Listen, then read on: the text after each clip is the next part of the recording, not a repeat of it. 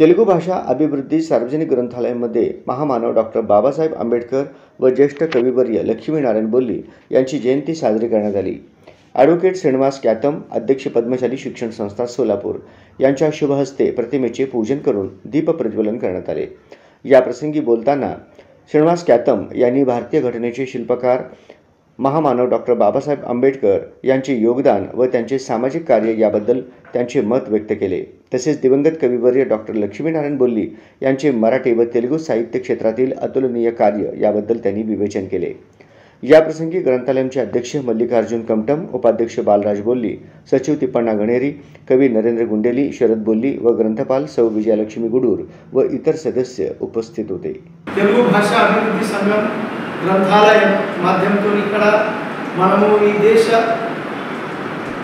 సంవిధాన రచయిత డాక్టర్ బాబాసాహెబ్ అంబేద్కర్ వారి ఈ రోజు 134 సంవత్సరం తన పుట్టినరోజు తర్వాత మనందరి పెద్దలు మా గురువర్యులు డాక్టర్ లక్ష్మీనారాయణ బోల్లి గారిది ఈ రోజు 81 జన్మదినం సందర్భంలో మనం అందరం ఇక్కడ వచ్చినాము। అయితే మన తెలుగు భాషా అభివృద్ధి సంఘం తరఫున ఈ కార్యక్రమం జరుపుతున్నాము।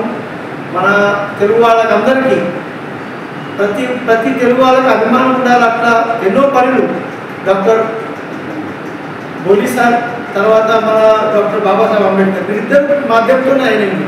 ఎందుకంటే డాక్టర్ బాబాసాహెబ్ అంబేద్కర్ ఈయన కూడా మన తెలుగు భాష గురించి తనకు వేరే ఆకర్షణ ఉంది। ఎందుకంటే ఆయన ఇక్కడ మన తెలుగు వాళ్ళైతే చేనేత మందిరం ఉన్నాయి కదా, ఈ చేనేత మందిరంకు తన సంవిధానం కట్టిండు। సంవిధానంలో కూడా బాగా బతికేదాలని చెప్పి ఒక ఆడ ముచ్చట రాశాడు।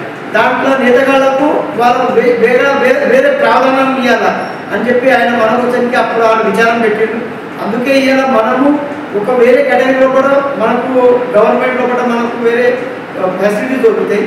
దాని గురించి ఆ పెద్ద మనిషికి తర్వాత మన లచ్చన్న, మనందరి దేవుడు లచ్చన్న చేయబట్టి మనం మరాఠీ మాట్లాడడం, మరాఠీ రాయడానికి మనం అందరం ధైర్యం చేస్తాం। అందుకే మన దేవుడు లచ్చన్నకు అని మన అందరికీ మంచి స్వాతంత్ర్యం ఇచ్చిన దేవుడు బాబాసాహెబ్ అంబేద్కర్ ఈ ఇద్దరు చరణంలో కూడా మన అందరం మనస్ఫూర్తిగా వందనాలు చేసి ఇలా రోజు జరుపుకుంటున్నాము। ధన్యవాదాలు।